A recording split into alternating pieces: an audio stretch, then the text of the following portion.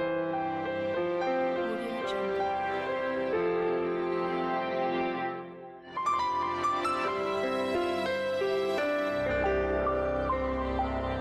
Audio Jungle.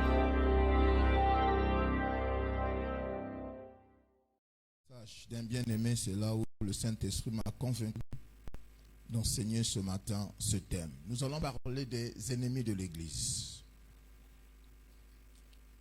Les ennemis de l'Église. Les ennemis de l'Église. Un ennemi, tu connais ce que c'est un ennemi. Amen. L'ennemi, c'est celui qui ne veut pas de ton bien, n'est-ce pas? Voilà. Il ne veut pas de ton bien. L'ennemi, c'est celui-là qui a résolu de te détruire. Et aujourd'hui, nous allons parler des ennemis de l'Église. Parce qu'ils sont dans l'Église. Amen. Mais ces ennemis, nous les trouvons aussi dans notre environnement, dans nos lieux de service. Amen.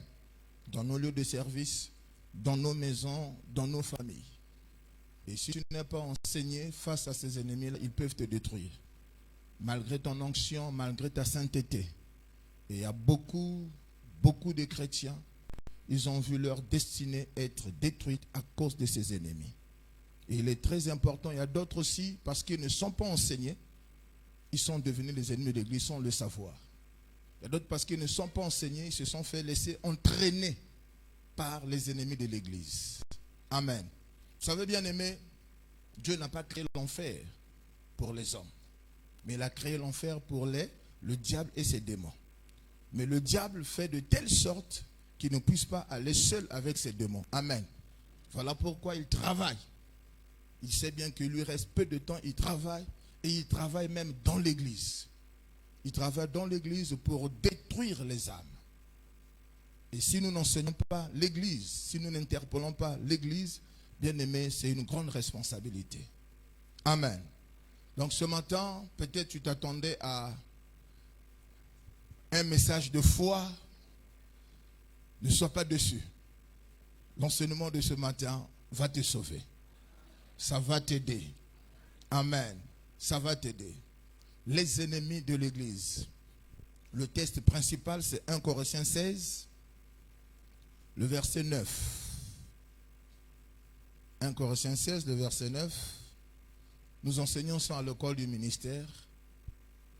Aujourd'hui, le Saint-Esprit a voulu qu'on puisse enseigner ça à tout le peuple de Dieu. Car une porte grande et d'un accès efficace m'est ouverte et les adversaires sont nombreux. Dans d'autres versions, on écrit et les ennemis sont nombreux. Amen. Car une porte grande et d'un accès efficace m'est ouverte et les adversaires sont nombreux. Amen. On peut s'asseoir. Ici, c'est Paul. Il avait une porte à sa disposition. Nous savons que la porte par excellence, c'est Jésus-Christ de Nazareth. Donc, il avait les opportunités, on peut dire. Mais il ne pouvait pas avoir accès à ça. Il ne pouvait pas posséder ces opportunités. Pourquoi? Parce qu'il y avait plusieurs ennemis. Amen. Il y avait des ennemis qui se sont levés pour empêcher à Paul de posséder les opportunités qui se sont présentées devant lui. Alors, bien aimé, les ennemis que nous allons parler ici, ce n'est pas Satan ni le diable. Pardon, ce n'est pas Satan ni les démons. Amen. Parce que nous savons, Dieu nous a déjà donné le pouvoir sur Satan et ses démons. Amen.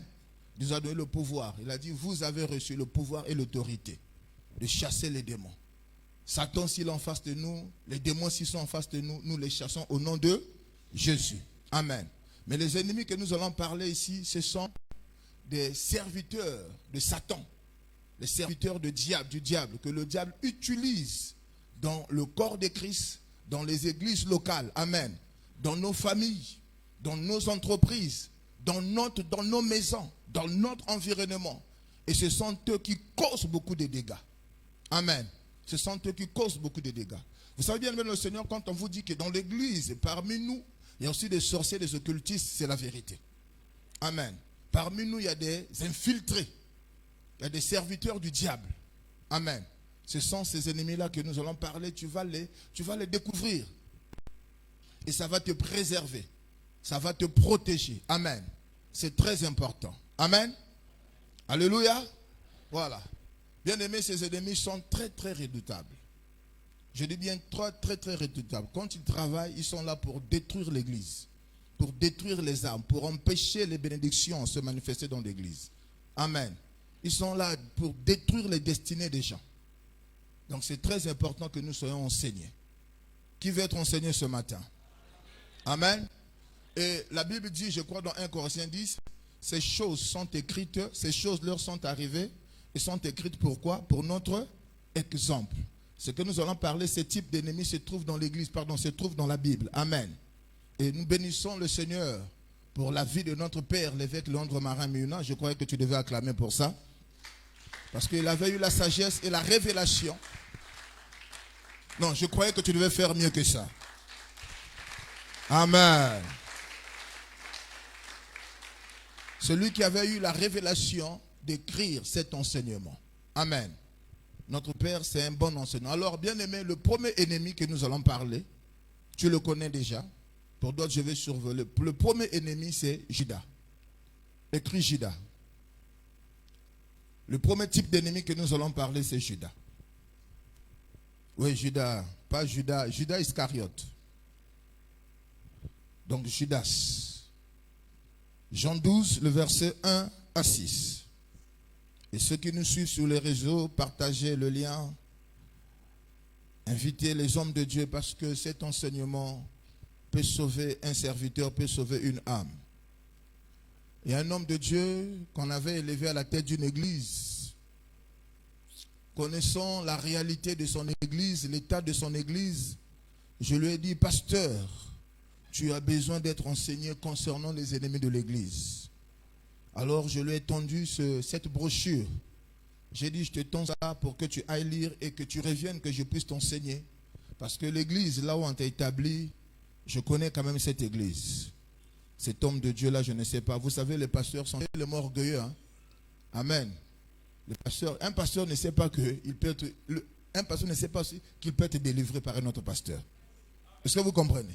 Ouais. Il peut être aussi enseigné. Mais il n'avait pas voulu cela. Pendant que nous sommes en train de parler, il avait failli mourir, il a fui, il a abandonné l'église. Parce que les ennemis de l'église l'avaient vaincu, avaient eu le dessus sur lui. N'eût été la grâce de Dieu, il devait mourir. Et ces ennemis-là sont dangereux. Ils tuent les pasteurs, ils tuent les âmes. Est-ce que vous comprenez? Amen. Alors on va parler de Judas. J'ai dit Jean 12. On va essayer un peu de présenter Judas. Jean 12, le verset 1 à 6. Tu liras aussi Jean 13, le verset 18 à 30.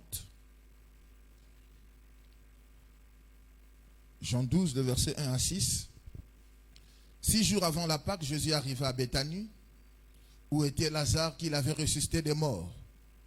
Là, on lui fit un souper. Marthe servait et Lazare était un de ceux qui se trouvaient à table avec lui. Marie, ayant pris une livre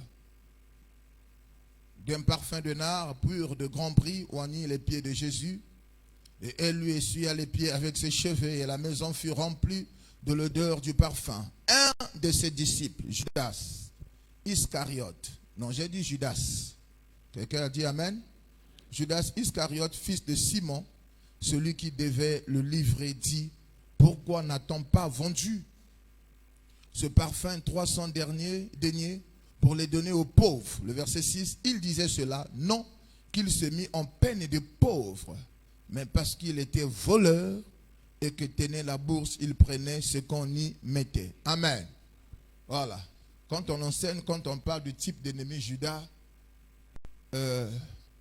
les diacres, les diaconesses ont peur qu'on puisse les indexer parce que c'est eux qui comptent de l'argent. Non, ce n'est pas vous. Est-ce que vous comprenez? J'aimerais déjà vous rassurer. Quelqu'un n'a qu'à dire Amen. Voilà. Amen. Voilà. Alors, bien aimé, vous connaissez l'histoire de Judas. Judas était l'un des disciples de Jésus. Il faisait partie de 12 apôtres. Donc Judas a opéré les miracles. Amen. Il a chassé les démons. Mais il était un ennemi pour le Seigneur. C'est un type d'ennemi que nous allons enseigner aujourd'hui. Alors Judas, qu'est-ce qui caractérise Judas pour aller vite? Judas bien-aimé, c'est un traître. Amen. Un traître. Un traître. Le traître, je vais demander à Papa Yvon qui est très intelligent. Qu'est-ce qu'un traître?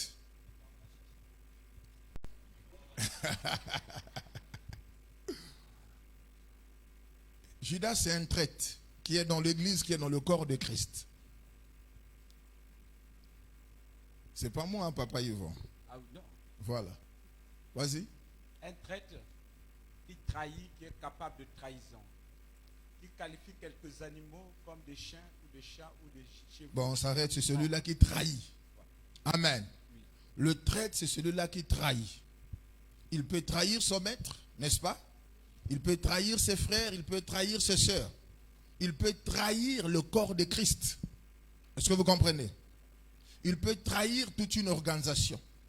Il peut trahir toute une église. Il peut trahir tout un projet. Judas, donc, c'était un traître. Mais Judas, comme nous l'avons lu aussi, c'était un voleur. Quelqu'un n'a qu'à dire amen. Un voleur. Or, la Bible nous dit quoi? Celui qui ne paye pas sa dîme, il est qui? Est-ce que Judas est là? Amen. Donc, dans l'église, déjà, ceux qui ne payent pas leur dîme sont des Judas. Ah, tu as vu? Amen. Quand tu ne payes pas ta dîme, Dieu te voit comme Judas. Tu deviens un ennemi pour l'église. Parce que tu voles. C'est ce que Judas faisait. Judas, c'est celui-là qui gardait la bourse, n'est-ce pas? Il gardait la bourse. Donc quand on donnait l'argent, lui, il volait, il mettait. Il volait. Je ne sais pas ce qu'il faisait avec, parce que la Bible ne me dit pas ce qu'il faisait avec. Est-ce qu'il partait à Matongé, à Rex? Est-ce qu'il partait? En tout cas, la Bible n'a pas parlé de ça. Mais il volait. Et la Bible nous dit aussi, dans Malachie 3, nous savons, Dieu pose la question au peuple de Dieu. Est-ce qu'un homme peut-il voler Dieu? Le peuple a dit, mais c'est impossible. Un homme ne peut pas voler Dieu. Mais Dieu a dit, non, Judas vole Dieu. Donc ceux qui ne payent pas leur dîme sont caractérisés comme des types de Judas. Quelqu'un n'a qu'à dire amen. Judas était un voleur. Un voleur. Je dis bien un voleur. Il volait le Seigneur. Et dans l'église aussi, nous avons deux Judas. Les Judas, ce sont ceux-là qui ne payent pas leur dîme. Ce sont des voleurs. Quelqu'un n'a qu'à dire amen. Tu comprends que quand tu ne payes pas la dîme, tu es Judas? Judas, il est caractérisé. Judas, c'est le type d'ennemi. Donc, c'est un disciple, c'est un fils, c'est un collaborateur. Amen. Judas est caractérisé parce que il pactise et fréquente les ennemis de sa communauté. Écrivez. C'est un ennemi. Donc c'est un fils, un collaborateur qui pactise avec le diable. Il fréquente les ennemis de son leader, les ennemis de sa famille, les ennemis de sa maison, les ennemis de son organisation, les ennemis de son pays. Est-ce que vous comprenez? Ouais. Judas, quand tu as Judas avec toi, tu peux constater. Tu peux prendre une femme qui est mariée, mais son mari a trouvé notre femme, donc ça devient une rivale pour elle. Mais Judas, qui peut être même son propre fils, fréquente sa rivale. Vous n'avez jamais entendu ça? Amen. Fréquente sa rivale. Pourquoi papa a dit non? La rivale est l'ennemi de ta maman. Parce que la rivale travaille de telle sorte pour remplacer ta maman. Est-ce que vous le savez? Amen. Judas, c'est celui-là qui est dans ta maison, il est à tes côtés, mais il fréquente les sorciers de la famille. Ceux-là qui te veulent du mal. Est-ce que vous comprenez?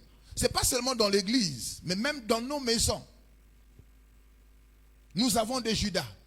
Même dans nos entreprises, Judas et ses collaborateurs, ses partenaires qui fréquentent tes concurrents, tes concurrents qui veulent ta perte et ta chute.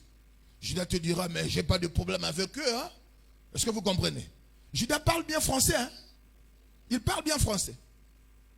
Je n'ai pas de problème avec eux. Mais il oublie que l'ennemi de ton ennemi est... Est-ce que vous comprenez? Il garde le contact. C'est ce que faisait Judas dans la Bible. Il fréquentait les pharisiens. Il fréquentait les sadducéens. Il fréquentait ceux-là qui avaient résolu de tuer le maître Jésus. Il partait les voir. Est-ce que vous comprenez? On lui donnait assurément quelque chose. Comment les pharisiens ont su que Judas avait une faiblesse? Que c'était, il aimait de l'argent. Mais parce qu'il avait l'habitude de les fréquenter. Il avait l'habitude, il avait un contact. Si à l'époque il y avait le portable, il pouvait les appeler. Ah, bon, nous ici, est-ce que vous comprenez? Ouais, bon, Jésus, là nous allons quitter avec Jésus pour Béthanie. Voilà. Donc pour cette information, il faut me donner 100 €. Est-ce que vous comprenez? Ouais. Pendant que Jésus et les autres sont en train de prier, Judas il peut abandonner son assemblée. Il va rejoindre les ennemis de l'assemblée. Est-ce que je parle à quelqu'un? Amen. Bien-aimé, Judas, dans l'armée, comment on le qualifie là? Bon, c'est un traître. Pendant que vous êtes en guerre, comment on l'appelle dans l'armée, un terme qu'on utilise? Eh bon, non, bon, je vais réfléchir. Amen. Bien-aimé, soyons vigilants avec le Judas. Parce que vous savez, les pharisiens sont passés par Judas pour tuer Jésus. Même dans nos maisons, si tu es un enfant qui fréquente tes ennemis, fais très attention. Même dans nos entreprises, est-ce que vous comprenez? Si tu as un enfant, si tu as une personne qui est dans ta maison, ça peut être même ta femme de ménage. Est-ce que vous comprenez? Ouais. Elle est là, elle fréquente tes ennemis. Pendant que tu n'es pas là, elle reçoit même tes ennemis. Bien-aimé, on peut passer par elle pour t'empoisonner. Est-ce que vous comprenez? Quand tu vois ça, bien-aimé, il faut être vigilant. S'il s'agit de la renvoyer, il faut la renvoyer. Si c'est un enfant, peut-être ne sait pas, il faut asseoir l'enfant. Tu enseignes, tu parles à l'enfant. Est-ce que vous comprenez? Faites attention à des enfants qui vont quelque part, qui reviennent. Non, on m'a donné le cadeau. Qui t'a donné le cadeau? Amen. Qui t'a donné le cadeau? J'ai béni l'une de mes filles. Elle est venue, elle a apporté une offrande, une enveloppe, il y avait de l'argent. La personne qui est venue lui remettre de l'argent, cette personne ne veut pas d'elle dans son foyer. Cette personne l'attaque, cette personne veut de sa mort, cette personne ne fait que l'injurer. Mais curieusement, elle envoie encore l'argent pour donner à cette dernière. Est-ce que vous comprenez? Non, elle a dit non. Elle a porté ça à l'église, dit papa, non, je donne ça à Dieu. Est-ce que vous comprenez? Amen. Bien-aimé, un ennemi, c'est un ennemi. Je dis bien un ennemi, surtout si c'est un sorcier. Vous savez, bien-aimé, tu peux vivre avec un sorcier.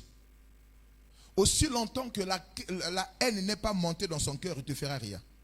Mais si lors il commence déjà à taillir, à manifester ses œuvres contre toi, fais attention. Bien-aimé, l'enseignement qu'on donne, si Abel avait la connaissance de cet enseignement, Abel ne devait pas mourir. Aujourd'hui, il y a des gens qui meurent bêtement au nom je ne sais pas de quoi. Mais Judas, vous connaissez la fin de Judas. Ne crois pas que si toi, Judas, tu trahis ton maître, tu fréquentes les ennemis de ton maître, et toi tu seras épargné. Non. Alléluia. Non. Jamais. Jamais. Voyez-vous, c'est dans un pays, pas ici. Ce pays-là, il y avait eu une guerre. Donc, une rébellion. Et celui qui s'était rébellé avait pris le pouvoir.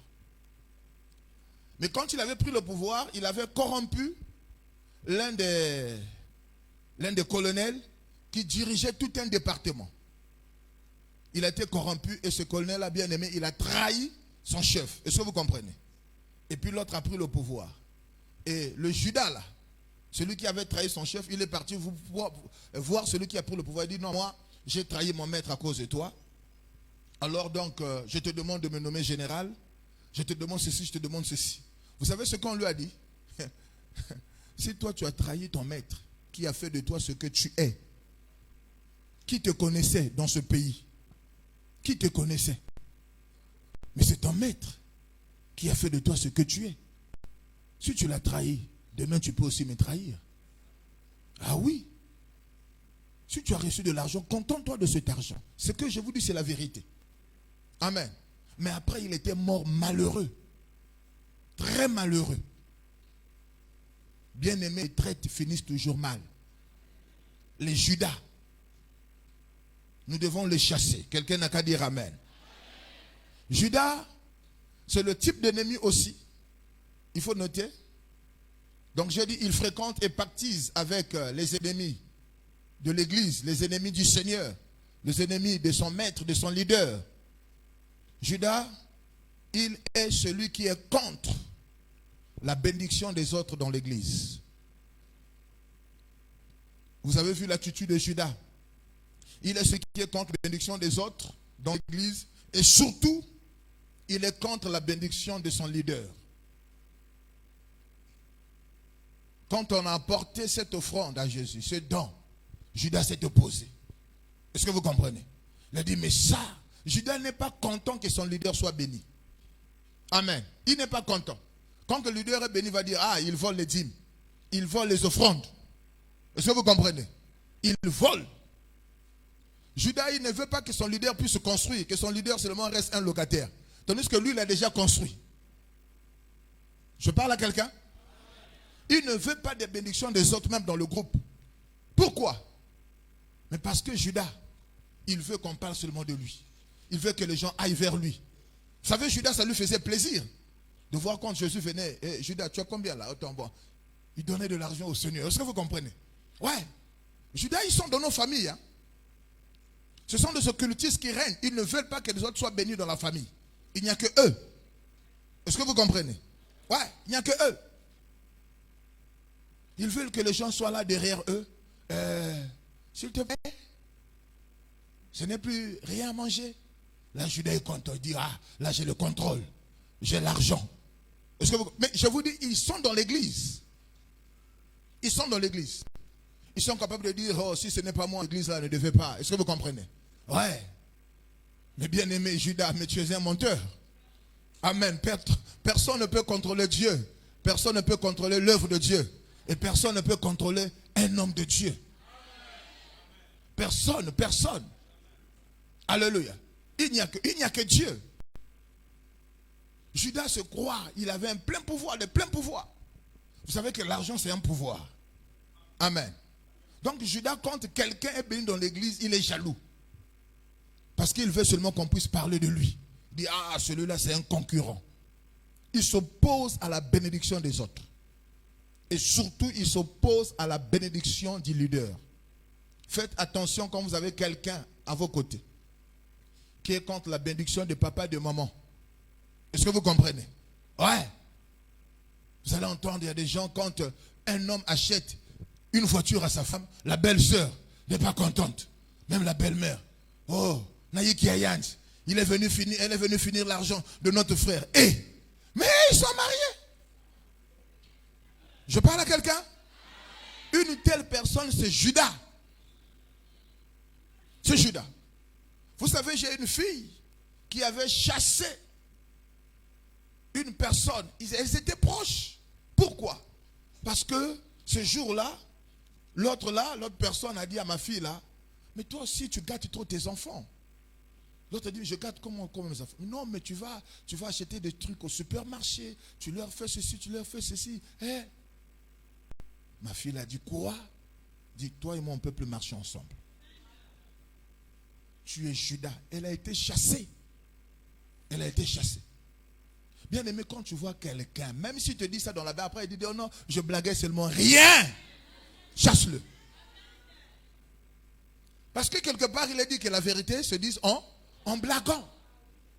La bouche ne parle que de l'abondance du cœur. Et ils sont au milieu de nous, les Judas. Amen. Ils sont au milieu de nous. L'église doit faire attention parce que ce type d'ennemis que nous sommes en train de parler, le diable les utilise pour détruire l'église, pour détruire les âmes, pour détruire les leaders. Vous savez bien aimé dans le Seigneur, quand le berger est éliminé, que feront les brebis? Les brebis seront éparpillées. Amen. Alléluia. Voilà. Alors Judas, c'est vrai, son sort final, c'est la perte, c'est la mort. Mais si tu as discerné Judas, rentre en prière, chasse-le. Amen. Parce que ce Judas, que par la Bible, lui, il a été suscité à dessein. Mais toi, tu n'es pas Jésus. Hein? Jésus, c'était prévu qu'il puisse mourir à ton... Est-ce que vous comprenez? C'était prévu comme... Est-ce que toi, tu es Jésus? Tu vas mourir jeune et tu vas laisser les enfants. Jésus n'avait pas d'enfants. Il savait que je peux pour moi mourir. Je n'ai pas d'enfants. Je n'ai pas... Est-ce que vous comprenez? Je n'ai pas... Est-ce que vous comprenez? Ouais, Jésus c'était... Est-ce que vous comprenez? Je n'ai jamais vu quelqu'un accepter la mort facilement. Mais c'était son plan. Il était né pour ça. Jésus était né. Il était programmé. Est-ce que toi tu as été programmé à mourir jeune? Alors maintenant, pourquoi tu vas accepter Judas? Tu peux dire, oh non, mais comme Jésus aussi. On va bien t'enterrer. Alléluia. Dis avec moi, Judas doit être chassé. S'il est caché, que Dieu l'expose. Au nom de...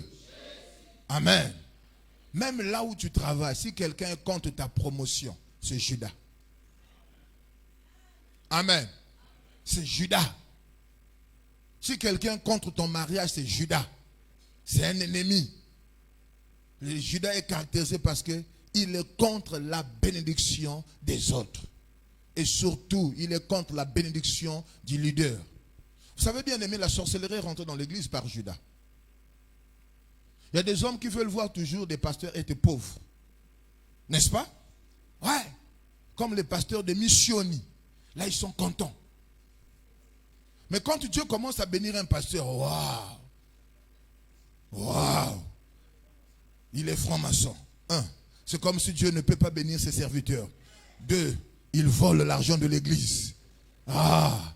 Est-ce que vous comprenez? Ils veulent voir les pasteurs habiter dans des conditions difficiles, misérables. Là, ils sont contents. Ils veulent voir le pasteur aller vers lui. Mon fils, est-ce que tu peux m'aider là? J'ai plus rien pour... Là, Judas est content. Il va dire, je contrôle le pasteur. Je contrôle le pasteur. Est-ce que vous comprenez? Je le contrôle. Je le contrôle. Vous voyez même l'habit qu'il a porté là, c'est moi. J'ai payé son loyer. Même sa femme, c'est moi. Waouh, qui es-tu? Voyez-vous, il y a une soeur, c'est pas ici à Brazza. Elle pouvait dire, je contrôle le pasteur intel. Wow. Et nous, on croyait que c'était la blague. Il dit, attendez, je vais l'appeler. Elle appelle. Pasteur, tu es où? Le pasteur dit, tu es en prière? Oui, mais est-ce que tu peux venir? On croyait que c'était la blague. Le pasteur qui était en prière, il a abandonné la prière, il est venu. Je vous dis la vérité. Il est venu. Parce que s'il ne vient pas, est-ce que vous comprenez? Mais oui, Judas, tu peux contrôler pour un temps. Mais ta finalité, pendant que je parle, cette sœur, elle était mariée. Son mariage a été cassé. Son mari s'est remarié. Elle est malheureuse. Ne sois jamais comme Judas. Quelqu'un n'a qu'à dire Amen. Amen. Un autre ennemi qui règne dans l'église, dans nos maisons, ils ont le même profil que Judas. J'en ai déjà parlé, cet enseignement, c'est pour la 3e fois que je donne ça à l'église. Et ça préserve l'église, ça sauve beaucoup d'enfants. Un autre ennemi, Doeg. Doeg. Doeg, comme tu entends, Doeg. Je veux savoir si tu es intelligent. Écris d'abord Doeg. Après, écris Doeg. Oui, Doeg. Doeg. Doeg. Vous qui parlez français, là, écrivez. Doeg. 1 Samuel 21, 1 à 7. 1 Samuel 22, de 1 jusqu'au verset 22. 1 Samuel 21, de 1 à 7. 1 Samuel 22, de 1 jusqu'au verset 22. Doeg. D. O. Le E là avec deux points là. On appelle ça le E en question comment? Écréma. Ah, voilà. Tu mets ça comme tu l'as dit là. Après tu mets G. Doeg. 1 Samuel 21, 1 à 7. Tu es 1 Samuel 21. 1 Samuel 21, tu vas lire le verset 1, à partir du verset 1. Mais je prends le verset 6 à 7.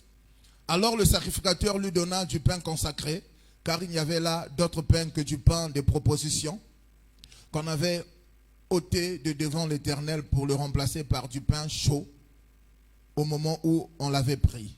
Là, ce même jour, un homme d'entre les serviteurs de Saoul se trouvait enfermé devant l'Éternel. C'était un Édomite, nommé Doeg, chef des bergers de Saoul. Amen. Le verset 8 de 1 Samuel 22. Le verset 8. Non, 7 d'abord, 7. Et Saoul dit à ses serviteurs qui se tenaient près de lui, écoutez Benjamin, le fils d'Isaïe vous donnerait-il à tous des champs et des vignes? Fera-t-il de vous tous des chefs de mille et des chefs de cent?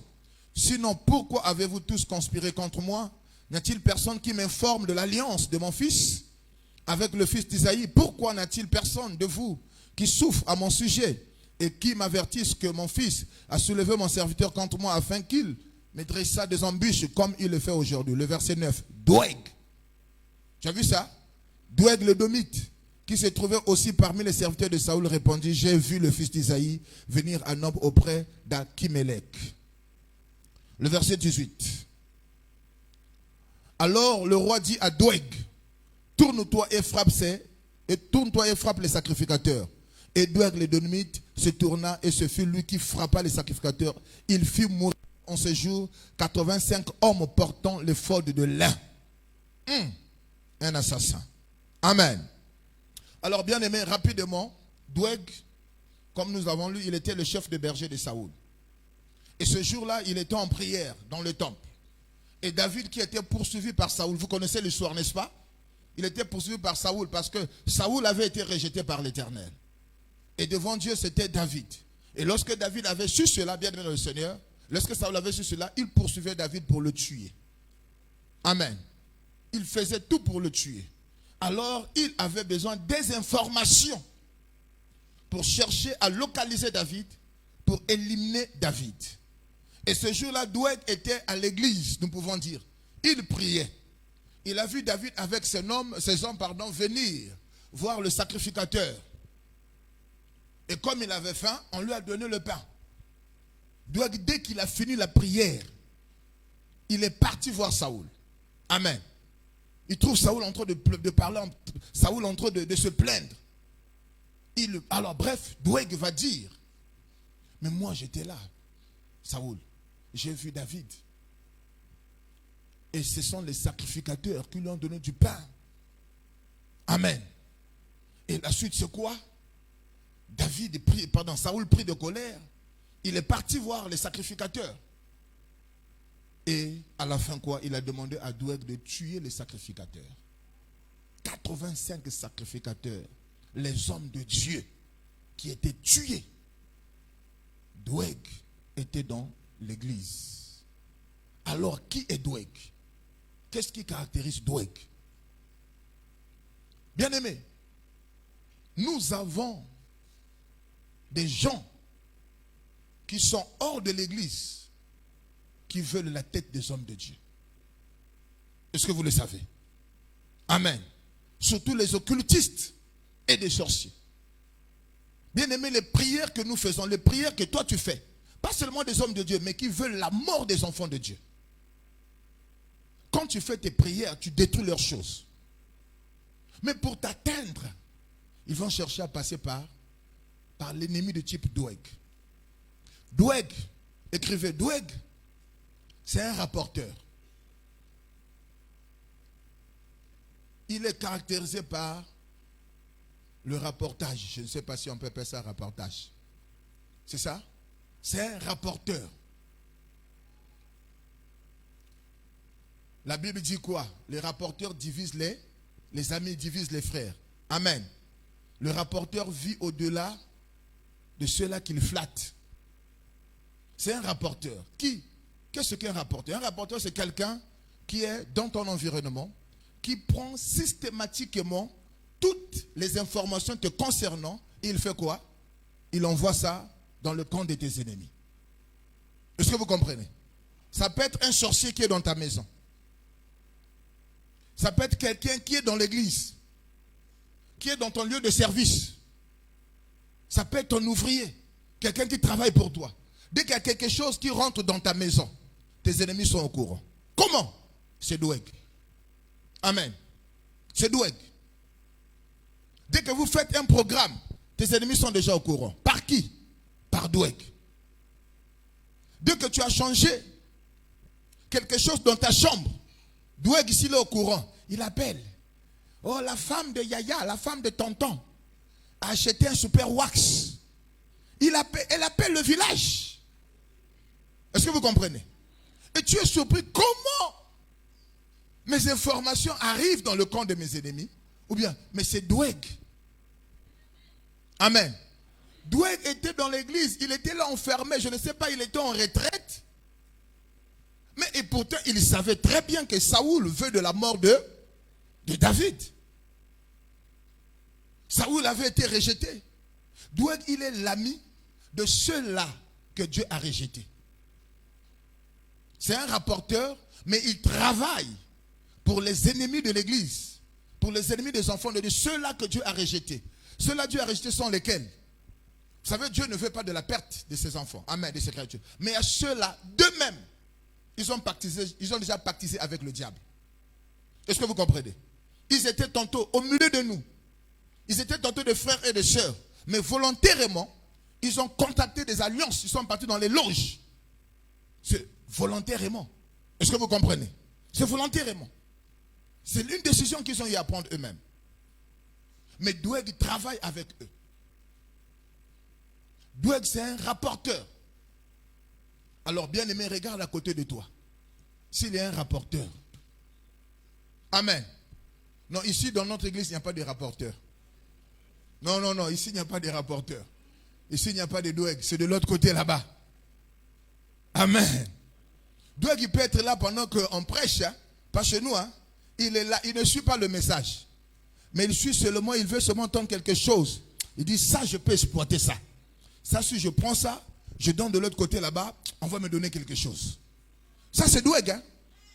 C'est un flatteur. C'est un flatteur. Alléluia. Doeg, c'est un flatteur. C'est quelqu'un dans une entreprise qui cherche la promotion en vendant les autres. Amen. Ouais. Je ne sais pas si vous avez connu déjà des gens comme ça. Est-ce que tu as déjà connu un Doeg? Il est très dangereux. Parce que Doeg, bien aimé, il faisait ce travail. Alors, comme Saoul s'est dit, mais comment je vais faire? Il a appelé Doeg. Bon, Doeg, petit, viens avec moi. Comme toi, je te gâte aussi, alors tue-moi ces gens-là. Et Doeg a tué les saints serviteurs de Dieu. Doeg n'a pas peur. Mais pourquoi Saoul ne l'a pas fait? Saoul pouvait tuer bien les sacrificateurs, mais il a utilisé Doeg. Amen. Il pouvait le faire. Mais Saoul savait les conséquences.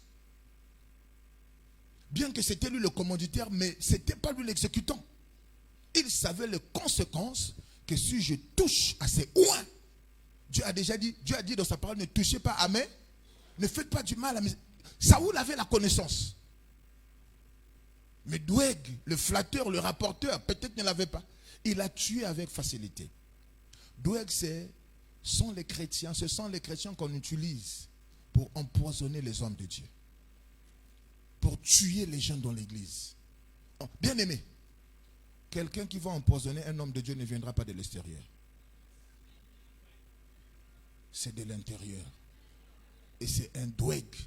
Si ce n'est pas un Doeg, c'est un Judas. Et vous devez préserver l'église. Si vous connaissez un Doeg, chassez-le déjà. Par vos prières, chassez-le même physiquement. Non, toi là, on n'a plus besoin de toi. Parce que demain, on va l'utiliser. On va l'utiliser même pour t'empoisonner dans ta maison. Ce que je vous dis, c'est la vérité. Hein? Amen. Bien aimé, ces ennemis-là, les ennemis de l'église, Dans l'armée, on les appelle la 5e colonne. La 5e colonne, c'est l'ennemi qui ne vient pas de l'extérieur, mais l'ennemi que, permettez-moi, l'ennemi que l'ennemi suscite au milieu de vous. Est-ce que vous comprenez? Amen. Les autres 4 types d'ennemis, ils viennent de l'extérieur. Mais la 5e colonne, c'est la colonne qui sort du milieu de vous. Donc ce sont les ennemis de l'église. Ils sont parmi nous, ils sont au milieu de nous, mais ils ne travaillent pas pour l'avancement de l'église, pour l'avancement de l'œuvre de Dieu. Ils sont en mission. Et bien aimé, aujourd'hui, il y a beaucoup d'hommes de Dieu, beaucoup de serviteurs, beaucoup d'enfants de Dieu meurent à cause de Doeg. Amen. Même dans les familles, il y a des gens qui meurent à cause de Doeg. Vous allez voir un père qui était là avec ses enfants, il est mort brutalement. Ou bien il était empoisonné. Est-ce que vous comprenez? Pourquoi? Parce que Doeg était là, il faisait des rapports. Je vous ai déjà parlé d'un monsieur, sa maison est là, il a laissé ça vers l'aéroport. Si je vous donne les positions, vous allez connaître. Dès qu'il a fini de construire sa maison, il a fait une fête. C'est le jour là où on l'avait empoisonné, il était mort. Dès qu'il est mort, son père a quitté le village. Il est venu prendre la maison. Parce qu'on avait rapporté. Son père vivait au village, au fond là-bas. Les enfants, dans la maison, faites attention. S'il y a un Doeg parmi vous, il faut l'exposer. Allez-y dire à maman, allez-y dire à papa, ah, un tel c'est un Doeg. Celui qui prend les informations, il la met là-bas. Est-ce que vous comprenez? Les Doeg sont des sorciers. Ils sont des sorciers aussi. Bien aimé, tu peux, oh non, je suis tombé enceinte, oh je ne veux pas que les gens puissent savoir. Doeg est au courant. Il est au courant, même si tu prends des précautions, il sait déjà. Alléluia. Un jour dans ma maison, j'avais un Doeg. Quand je priais dans le songe, je fais un songe, je la trouve comme ça, elle prenait le téléphone, elle téléphonait. Je dis quoi? Dans le songe, je dis quoi? Depuis quand toi tu as un téléphone? C'était une enfant. Depuis quand toi tu as un téléphone, toi? J'ai ravé le téléphone, pas, je me suis réveillé. J'ai dit, ah, un tel, c'est un Doeg. C'est un Doeg. Bon, j'ai dit, si je la chasse comme ça, ça va créer un peu de problème. Est-ce que vous comprenez? Je me suis mis en prière, d'elle-même, elle a fou. Quelqu'un n'a qu'à dire amen. Bien aimé, si tu laisses Doeg, il va te détruire. Tu ne comprends pas, dès qu'il y a quelque chose de bien qui ne rentre pas dans ta maison, les enfants tombent malades, les affaires ne marchent pas, tu fais ceci. Mais c'est Doeg. Votre projet de mariage avec ton mari, là, ton frère, ça tarde là. Mais c'est Doeg. C'est Doeg qui a donné l'information. Ah, il y a bientôt un quelqu'un toyant. Alléluia. Hein? Ils ont fait des projets, il a déjà acheté la robe pour sa femme. C'est là où les combats ont commencé. À cause de qui? Doeg. Doeg détruit même les mariages. Mais faites attention avec Doeg. C'est un rapporteur. Donc Doeg, c'est un meurtrier. Il faut noter aussi. C'est un rapporteur, mais c'est un meurtrier. Il est capable de tuer. Il est capable d'empoisonner. Amen. Doeg. Dis avec moi, je chasse Doeg. S'il est dans mon environnement, que Dieu l'expose et qu'il tombe, je le place dans le lot des ennemis contre lesquels j'avais prié vendredi. Au nom de... Qui était là vendredi? Que Dieu te bénisse. On a passé de bons moments. Et je crois que ces ennemis-là qui s'irritaient contre toi, tu ne le verras plus jamais. Amen. Alors, nous avons parlé de qui? De Judas et de Doeg. Nous allons parler d'Alexandre. Non, avant de parler d'Alexandre, nous allons parler maintenant de Hyménée, je crois. Rapidement. Hyménée. Non, Dieu trèfle d'abord. Hein? Dieu trèfle, comme tu entends. Dieu trèfle. 3 Jean 9, le verset 10. Rapidement, 3 Jean 9, le verset 10. Je peux continuer l'enseignement? Amen. Voilà. J'ai écrit quelques mots à l'église. 3 Jean 9, le verset 10. J'ai écrit quelques mots à l'église, mais Diotrephe qui aime à être le premier parmi eux ne nous ressent point. C'est pourquoi, si je vais vous voir, je rappellerai les actes qu'il commet en tenant compte contre nous des méchants propos. Non content de cela, il ne reçoit pas les frères. Et ceux qui voudraient le faire, il les empêche et les chasse de l'église. Oh, quelqu'un n'a qu'à dire amen. Il fait quoi? Il chasse les autres de l'église. Alors, Diotrephe, c'est un ennemi qui est dans l'église. C'est un enfant de Dieu. Il peut être responsable. Est-ce que vous comprenez? Mais c'est quelqu'un qui est inhospitalier. C'est quelqu'un qui est inhospitalier. C'est un esprit inhospitalier qui décourage les bonnes volontés à servir Dieu. Qui décourage les bonnes volontés qui veulent travailler, qui veulent soutenir l'œuvre de Dieu. Diotrephe, il est responsable du départ des âmes dans l'église. Il chasse les autres, mais lui-même, il reste là. Est-ce que vous comprenez? Est-ce que tu n'as jamais connu un Diotrephe comme ça? Il chasse les autres, mais lui-même, il reste là. Quand il vient là, il sait que tu es un nouveau venu, il commence à parler du mal de l'église. Il dit, ah, mais toi qui t'es envoyé ici, tu n'as pas vu d'autres églises, tu viens seulement ici là. Mais moi, je commence à quitter. Et toi, tu es venu ici là. Est-ce que vous comprenez? Et il parle du mal de l'église. Il parle du mal du pasteur. Amen. Vous avez lu, il tient les méchants propos. Et ça, c'est l'autre qui a écrit. Amen. Il a écrit un ancien. Diotrephe bien-aimé, oh, bon, ils ne sont pas dans cette église, pas ici. Ici, il n'y a pas de Diotrephe, mais ailleurs. Mais entre-temps, j'en avais. Hein? Ah, bon, je ne sais pas s'ils sont toujours là. Quand on m'avait affecté en 2010, quand je suis venu ici, là, ouais, il y avait un Diotrephe, des Diotrephes terribles. Alors, il y a une que Dieu avait exposée. Un jour, elle avait pris un taxi.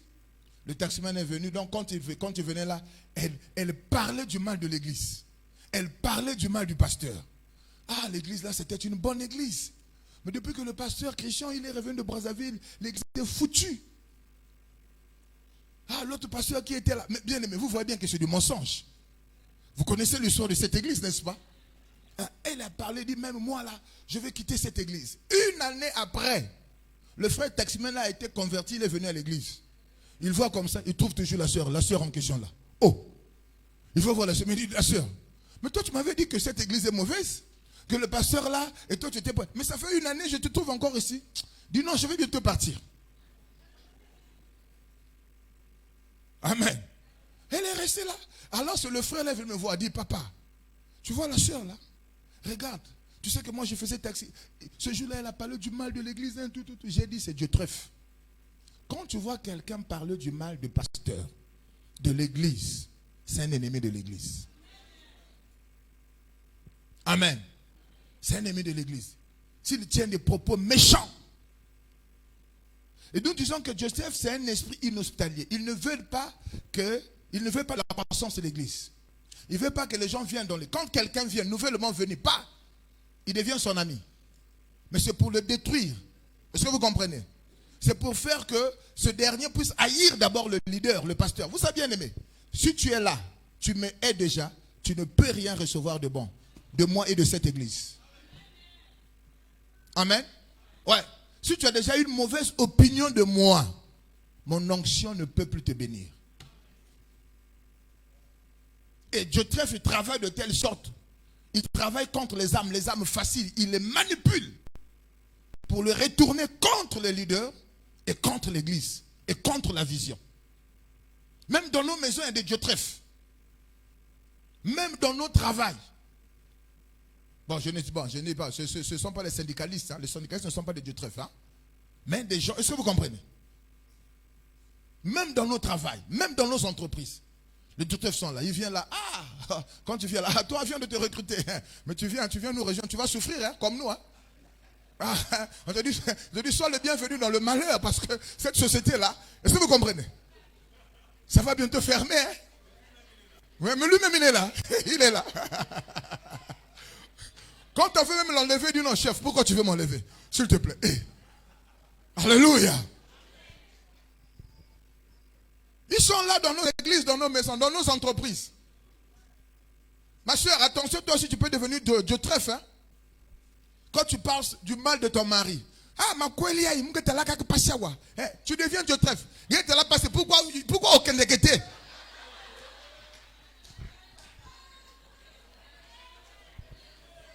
Amen. Oh, la zaka pour na bana. Ouais, qui na bana. Oh, depuis, Dieu trèfle. Alléluia. Dieu trèfle. Il y a des femmes Dieu trèfle. Hein? Il y a aussi des hommes Dieu trèfle. Oh, la femme, là, depuis que je suis avec elle, je souffre. Je n'arrive. Mais c'est curieux. J'ai connu un couple de Dieu trèfle. Le mari parlait toujours du mal de sa femme. La femme parlait toujours du mal de son. Mais ils avaient eu 6 enfants. 6 enfants. Alors, je leur pose la question. Dites-moi à quel moment vous avez eu ces enfants? À quel moment? Il y a toujours des temps de paix. Hein?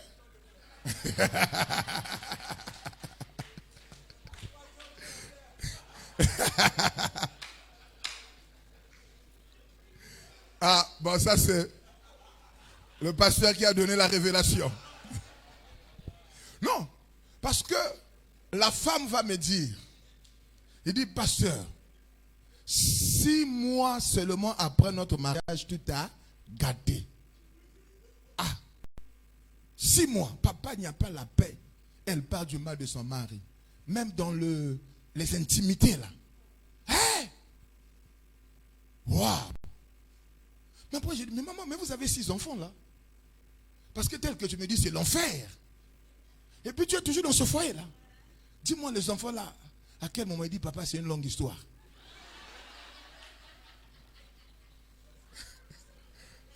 Bon, mais j'ai besoin de la révélation, c'est à 3 heures.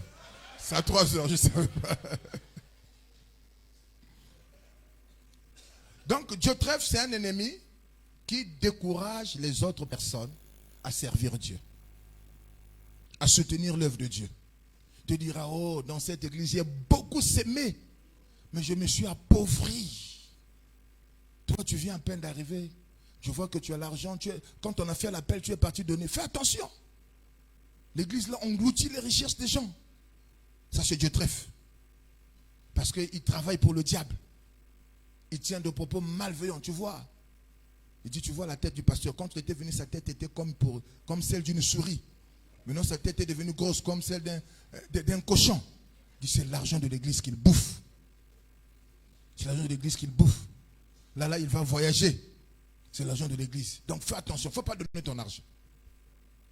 Mais quand tu dis de tels propos, est-ce que tu travailles pour Dieu ou bien pour le diable?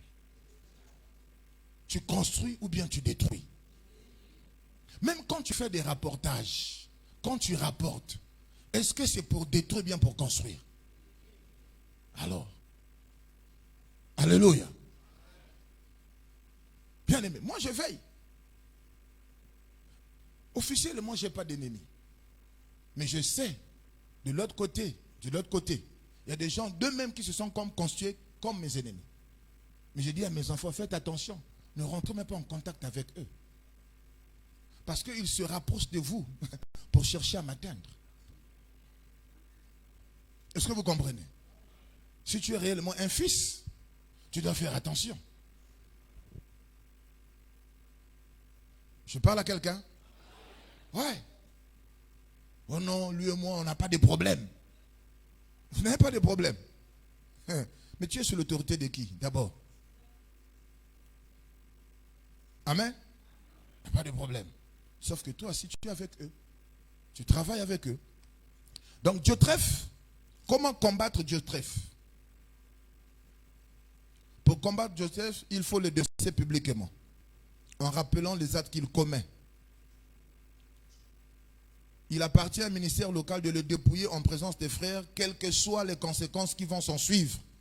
Ainsi, l'église sera préservée. N'ayez pas peur de chasser Dieu trèfle. Amen.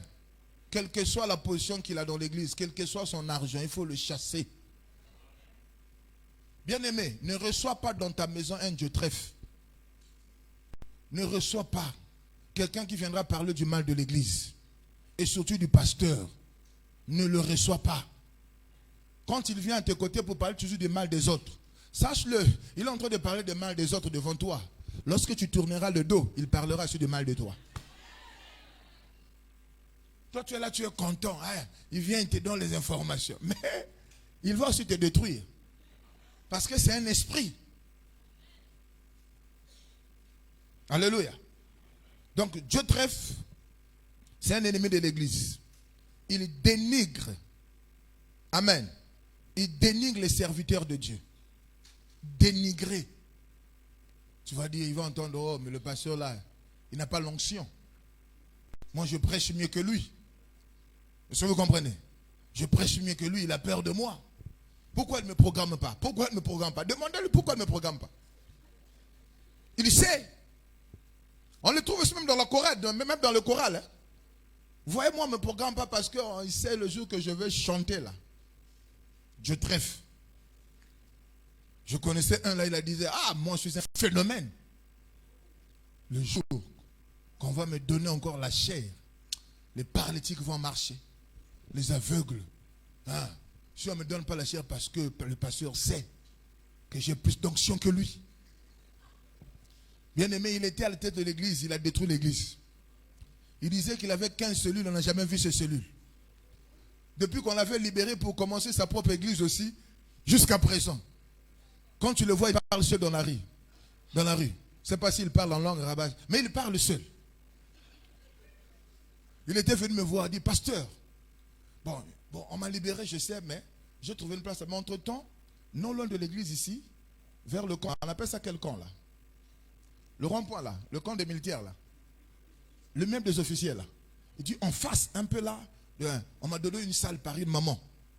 Donc, je viens demander la permission. Si je peux commencer mon église là-bas, le culte là-bas, tout. Je dis, mais il n'y a pas de problème. Il dit, papa, tu acceptes? Je dis, mais oui. Vas-y, commence ton église. Oh, tu acceptes? J'ai dit, mais oui. Quand il sort, il rencontre mes enfants, il dit, le pasteur a commis une erreur. Moi, je suis un phénomène. Suivez. Hein? Il dit, je suis allé le tenter. Il a accepté, il est tombé dans le piège. Il a accepté que je puisse commencer. Il dit, je vais faire sécher votre église. Authentique. Elle n'a aucun sango. Elle a un piège. Depuis on a appelé à Kaoussa église, il y a mon cas Kaouka.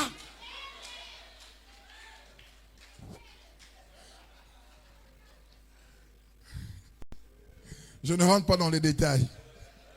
Amen. Dis avec moi que personne ne me décourage à demeurer dans l'église, à servir Dieu. Loin de moi, Dieu trèfle. Au nom de Jésus. Que Dieu trèfle libère ma maison. Que Dieu trèfle libère mon église. Que Dieu trèfle libère mon environnement. Au nom de... Ah, tu es béni, toi qui reçois cet enseignement-là. Vous savez, il y a des gens par complaisance. Bien aimé, j'ai toujours dit ça. Dieu est sentimental. Non, Dieu est amour. Mais il n'est pas sentimental. Les chrétiens meurent par des sentiments, à cause de sentiments. Dieu t'a révélé que celui-là, c'est un ennemi, il est ceci, il est machin là. Toi, tu deviens même plus spirituel que Dieu. Tu veux même être plus spirituel que le pasteur. Bien aimé, ce que je vous dis, je le fais. Il y a des gens que j'ai chassés. Je l'ai fait à sort de mon bureau, j'ai dit, frère, je n'ai plus besoin de toi. Va pour toi. Oh non, je vais rester. J'ai dit, va. Va. J'ai prié, Dieu m'a donné la conviction de le faire. Je le fais. Un jour, je l'ai fait. Quand je sors là, c'est une sœur qui me dit, papa, j'ai un rêve à t'expliquer. Je dis, papa, j'ai rêvé que tu marchais avec le frère Intel. Après arriver quelque part, tu l'as chassé. Tu as dit, frère, tu ne marches plus avec moi. Tu l'as chassé. Il voulait résister. Un tel est parti dans le songe, l'a tiré et puis l'a éloigné loin de toi. J'ai dit, pendant que tu me donnes ce songe-là, ce frère-là, je viens de le chasser. C'est la confirmation. Vous savez, bien aimé, gérer les âmes comme ça, ce n'est pas facile. Bâtir l'œuvre que nous sommes en train de bâtir. Et si nous avons de tels types d'ennemis, bien aimé, ils vont nous causer du retard. Ils vont consumer notre force. Nous devons les dénoncer. Et il y a d'autres tantôt, ils ne savent pas qu'ils sont devenus un ennemi de l'église. Voilà pourquoi. On ne les condamne pas. On les enseigne. Alléluia. Bien aimé, cet enseignement, ça va t'aider. Si tu restes avec Doueg, Doueg va te tuer. Au nom de l'amour. Même si c'est ton frère dans la chair, même si c'est ton jumeau, mais s'il se comporte comme Doueg, sépare-toi de lui. Est-ce que tu comprends? Quelle que soit son onction, quel que soit le don qu'il peut avoir dans un groupe martial, quel que soit. Je parle à quelqu'un? Un autre ennemi pour finir, Alexandre. C'est un joli prénom. Mais c'est un prénom que le diable a utilisé. 2 Timothée 4, 14 à 15. 2 Timothée 4, 14 à 15. Et vous allez lire 1 Timothée 1, 18 à 20, rapidement. Alexandre le forgeron m'a fait beaucoup de mal. Le Seigneur lui rendra selon ses œuvres. Garde-toi aussi de lui, car il s'est fortement opposé à nos paroles. Le commandement que j'adresse, ça c'est maintenant 1 Timothée 18, verset 20. Le commandement que je t'adresse, Timothée, mon enfant, selon les prophéties faites précédemment à ton sujet, c'est que, d'après elles, tu combattes le bon combat en gardant la foi et une bonne conscience. Cette conscience, quelques-uns l'ont perdue et ils ont fait naufrage par rapport à la foi. De ce nombre sont Hyménée et Alexandre que j'ai livré à Satan afin qu'il apprenne à ne pas blasphémer. Amen. Bien aimé, après Diotrephe, alors j'ai oublié, j'ai dit Diotrephe c'est un esprit inhospitalier. Diotrephe ne veut pas que l'église soit visitée par les autres ministères. Parce que ici Diotrephe, que on avait parlé dans la Bible, il s'opposait à l'arrivée des autres ministres de Dieu. Amen. Il s'opposait. Et dans l'église, nous avons des gens comme ça. Des diocèses qui ne veulent pas que nous soyons visités par d'autres ministères. Ils sont capables d'aller voir celui qui est vieux là. Est-ce que vous comprenez? Parler du mal de l'église pour le décourager afin qu'il ne vienne plus ici là. Amen. Ils sont capables de voir les partenaires de notre entreprise, de vos entreprises, pour dire que toi tu fournis la marchandise là. Est-ce que tu comprends? C'est moi qui tiens la comptabilité, hein. C'est déjà en faillite. J'ai bien peur qu'on puisse te payer. Est-ce que vous comprenez? Ouais. Alléluia. Non, mais pas dans notre église. Je connais dans une église là où Diotrephe a travaillé. On avait reçu un homme de Dieu, Diotrephe est parti voir l'homme de Dieu là. Ne viens plus ici là. Ne viens plus. Tu vois l'église là est vide. Il n'y a même pas plus de 30 âmes. Ces âmes là sont ici parce que toi tu es venu. Est-ce que vous comprenez? L'homme de Dieu va lui dire, oh, mais moi je suis sur les réseaux sociaux. Je vois que cette église a beaucoup de gens quand même. Comment tu peux me dire de telles choses? Diotrephe.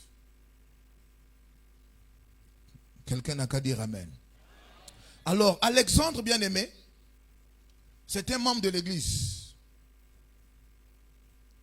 Il était un membre de l'église dont le pasteur était Timothée. Attendez, je vais parler rapidement, je vais parler. Voilà. Dont le pasteur était Timothée. Il était forgeron de profession.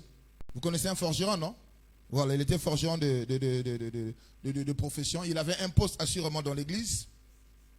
Alors, pendant le passage de Paul dans l'église de son fils Timothée, je crois, Alexandre s'est fortement opposé à Paul.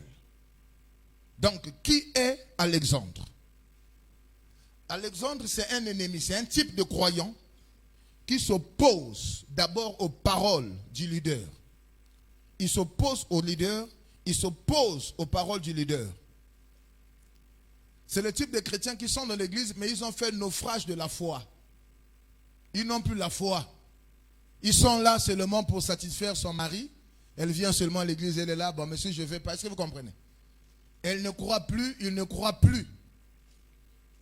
Il n'a plus cette bonne conscience, ce que nous avons lu. Amen. C'est quelqu'un qui s'est rétrogradé. Il a connu une chute spirituelle.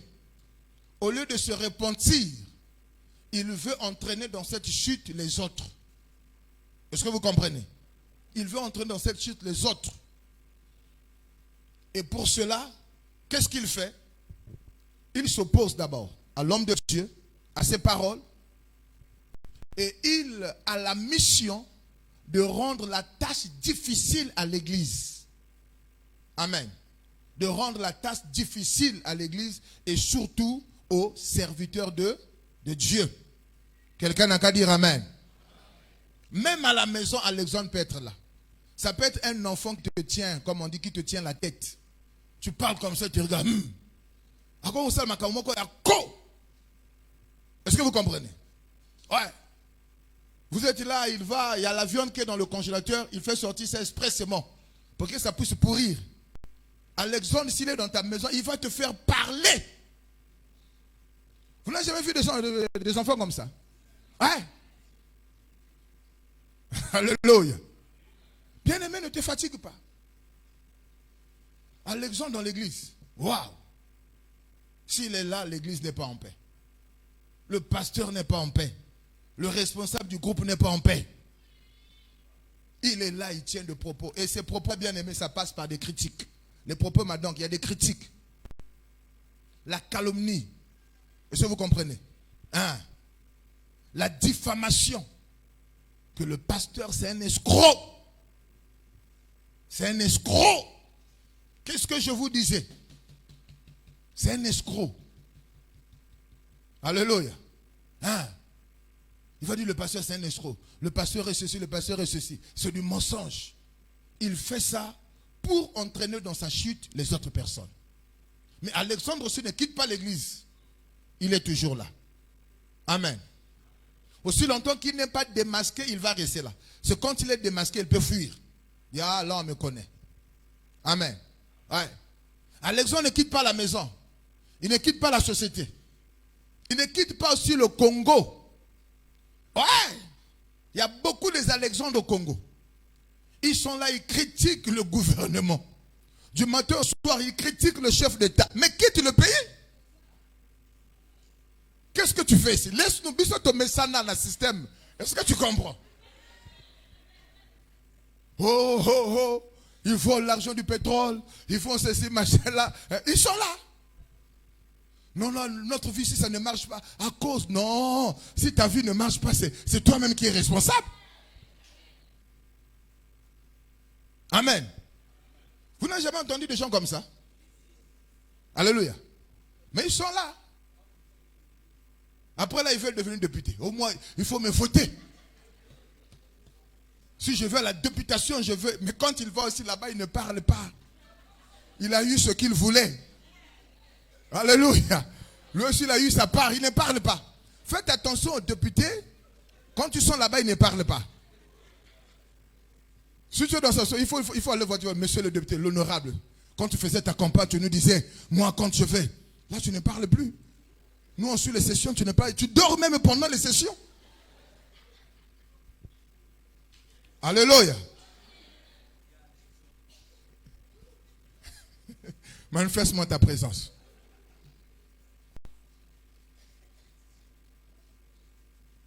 Alexandre. Ils sont là, ils critiquent.